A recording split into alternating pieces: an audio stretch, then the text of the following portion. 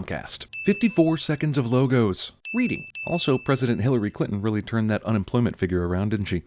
Amazing she signed off on the Purge Act. That must have been some pork added by Senator Charles Manson. Discount Beatitudes. Wait a f***ing minute. It's the night of the Purge, and there's just some random dude checking his phone out in the open? What a dumbass. Movie borrows its premise from A Night of Losing Hockey in Vancouver. I mean, seriously. Some of these scenarios where people are getting murdered are ridiculous. Hey, on Purge night, I'm gonna go get some work done at the office. Oops, wrong move. Tony from sales hates you. Clearly more people will be purging this year than ever before. Well, there must be a lot of supermodels in the new Founding Father future. Nobody's bothering us tonight. That's another thing. How many people truly purge themselves by killing homeless people? I know that's the movie's point, the powerless are being eradicated, but mainly people want to kill that guy who cut them off in traffic or farted in the elevator. But those people can probably afford good security systems. Lena Headey isn't my f***able sister in this scene. Awards for writing, softball, and gymnastics? This is an orgy of evidence that Perfect Daughter is perfect. Also, school uniforms that are this sexy are a sin against American society, and men, and women, and everyone.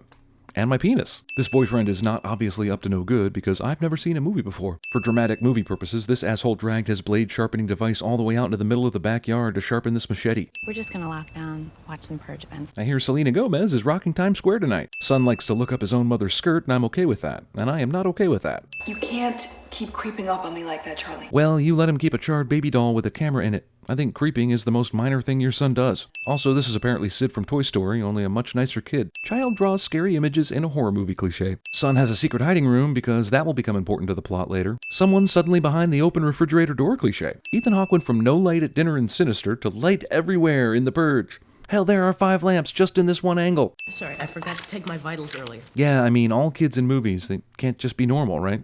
Asthma, night terrors, heart problems, the kids are not all right. I don't want to do this anymore. It's stupid. Is Hollywood just letting actual kids write the angry teenager dialogue these days?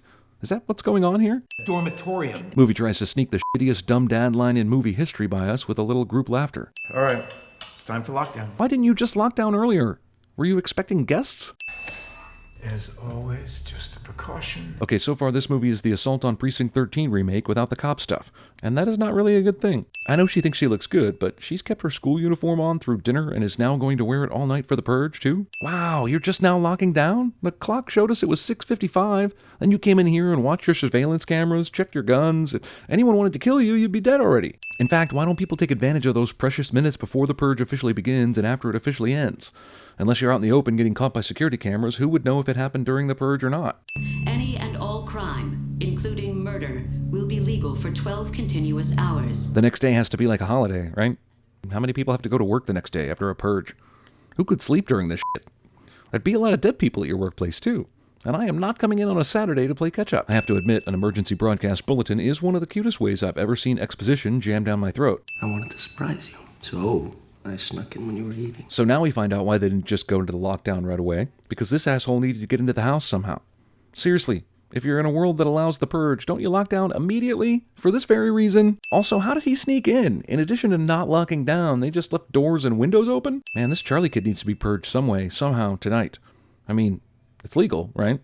What an asshole this kid is. The Purge is the one night a year when people get that long-awaited release. I can't do this. Dude, before any major decision, you have sex first. That ensures, at the very least, you have sex before anything stupid happens to prevent you from having it. Also, this dude thinks that killing her dad is going to make everything okay. What is this, natural-born killers? Crime and poverty rose exponentially. Jesus, is all this movie's exposition delivered by television? Also, does no one ever do bad things for 364 days out of the year? Never? Because they get one killing Christmas? Man, she really hates that wig, doesn't she?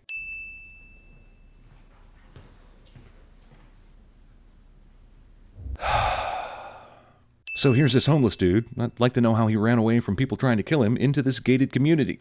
And remember, this neighborhood is kind of out of the way in the first place. Hold on. No, movie, you hold on. Damn, these two have been discussing this shit for forever. They were talking about it back when the mom was still working out, and since then she's got a shower, changed, worried about violence with her husband, the kid's been snooping around, and they are just now getting ready to come out and speak to the father. Well, my boyfriend is about to go talk to my dad about us being together. It's Purge night. Time to listen to some tunes. 26 minutes in, I can safely say that this is the worst kid ever in film. Come here! I'll somehow explain this to my dad after we're done choking on our own blood in the kitchen. Geez, how big is this front yard anyway? Where's this asshole been the whole time? Mr. Sandin. I'd like to announce my presence before killing you. I want to get enraged that the daughter just saw her boyfriend try to murder her dad but is still trying to save the boyfriend, but honestly, I can kind of see her panties. Also, the daughter just saw her boyfriend try to murder her dad but is still trying to save the boyfriend. I can't let you go with that man out there. Ethan Hawke is the smartest character in this movie. I can't believe I just said that. Here's a special game called Ethan Hawke Never Notices People Behind Him in Horror Movies. I mean, is Mr. Boogie somewhere around here? Man, these people are way behind the guy they want to kill.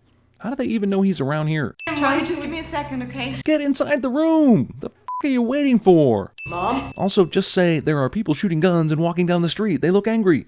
What's with this mom shit? This kid drives a charred baby camera around the house and is an asshole. Spit it out, Junior. You need to see this. You need to see this cliche. Tell Dad I'm sorry. Now Zoe just disappears in the house somehow, never to be seen until the plot needs her again. Oh good. Twilight characters. That one's saying something. Thanks. Several of your dear neighbors informed us. They f***ing did not, you asshole. You were walking up the street and seconds later you were on his lawn, calling him out.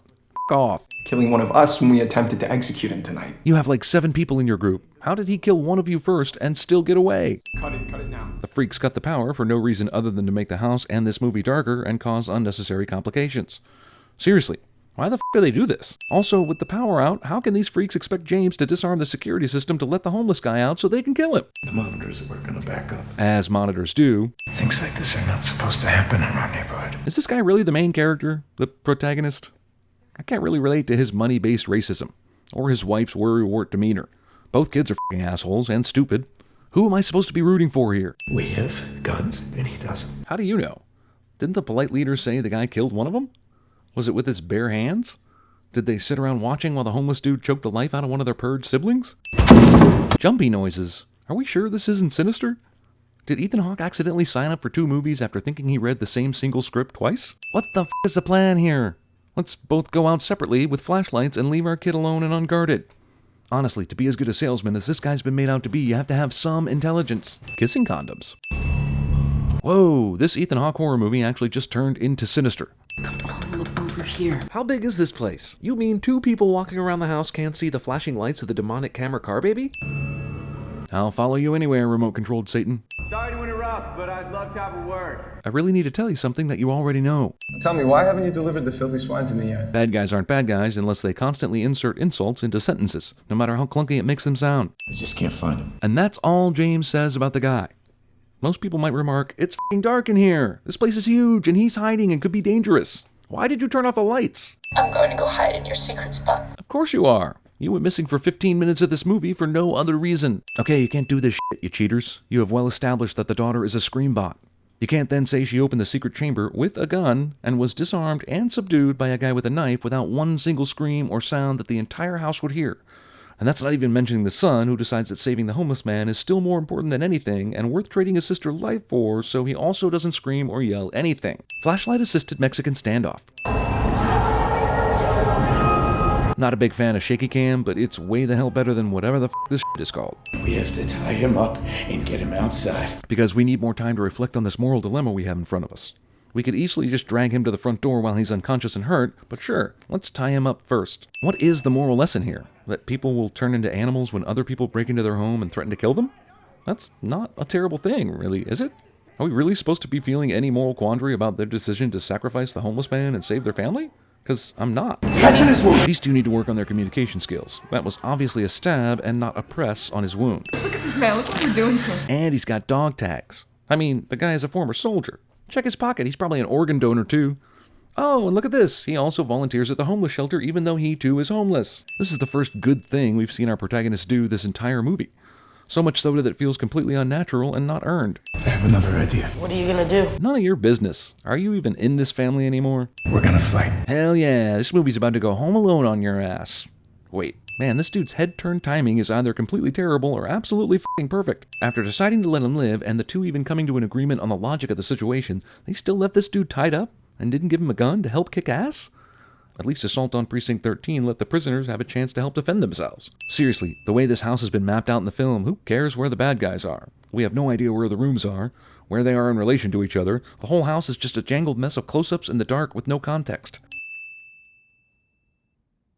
Whatever. Purging also requires dragging your victim to a special place so that someone can save him later. Accipiter ex machina. This house is either so huge that gunshots aren't heard throughout, or these kill-loving murderers are stupid for not all running to the sound of the gunshots in the basement. So you're telling me not one person is hiding in the totally not findable secret hiding wall spot in the boys' bedroom? Cooper, come look at little lady Sandy. Phew! Saved by the bad guy. Save her from me. Man, I don't know. Her dad's got a thing about her dating older guys. The guy in the background definitely saw where James went when he walked in the kitchen, but decides to stupidly walk in like he has no idea about anything, even his own name. Also, this is the first time Ethan Hawke has ever noticed a guy in the background in one of these movies. Guy getting his ass beat finds random hard object to bash attacker's head in with, cliché. How does this guy know to smash through this window? And why do these bad guys keep coming one by one? Wow, okay, so two clichés at work here at once. The guy turns and steps into a stabbing cliché, and the evil guy who just stabbed someone has excellent and gentle bedside manner after the deed cliché. Take your pick. Man, the asshole silently stalking her has been doing so since the very moment the home invasion began. He obviously has no interest in killing. That or the writer was just trying to play fast and loose so the action sequences could appear in the right order. Even though Mary was not making any noise, this lady freak knew when to jump scare at the precise time. Or she was just jumping out of the room for the past 5 minutes and finally got lucky. Well, that was unexpected. Not the ex machina part, but the daughter part. Where did the gun-happy neighbors go? Why could they systematically kill all the freak purgers except the main one? What? She was standing there and the dude didn't see her coming? F*** you. Let's tie them up. Oh, for fuck's sake. Swear to God, I'll shoot it right now. Isn't that what you're gonna do anyway? When your barricades came down, we saw an opportunity to cleanse ourselves of our hatred. Seems like if rich neighbors wanted to kill a slightly richer neighbor on a legal night to do so, they could have found a way to do it that didn't rely on pure dumb luck. Founding fathers. Purging also requires saying a blessing. God will be pleased you didn't murder a family without ceremony. The homeless guy found Charlie's RC burned peeping baby and decided, I'll use this as a distraction first because my surprise entrance will be stupider that way. Did you enjoy Grace's purge party, Mr. Halverson? Female protagonist who wants peace decides to needle her neighbors with 1 more minute of purge time left. Okay, so she's dead, right? Or if movies have taught me anything, she's going to wake up surrounded by people who want to learn her secrets before they kill her. 2 remaining protagonists don't fall in love and live happily ever after. That's hard for me to swallow. From what I've been reading, Dallas had the most participants. Haha, f***ing Texans. The Farrens are having a party. She's nice, but wow, she's annoying.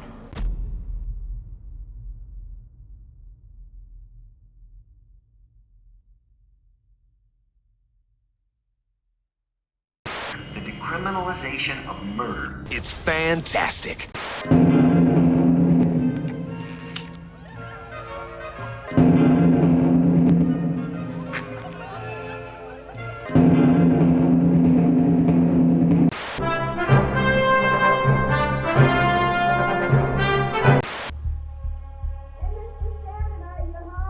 Yeah, that's right, you better walk away. Go and walk away, because I'm going to burn this motherfucker down.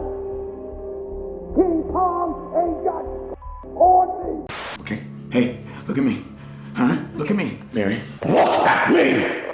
This is our home, our kids live here. Anybody tries to come in, you blast them. You will not hesitate. I will not hesitate. Not for a second. They're going to take you. This will not be over quickly. You will not enjoy this. I am not your queen.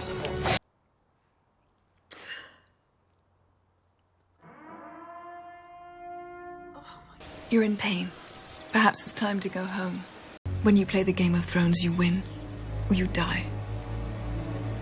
There is no middle ground.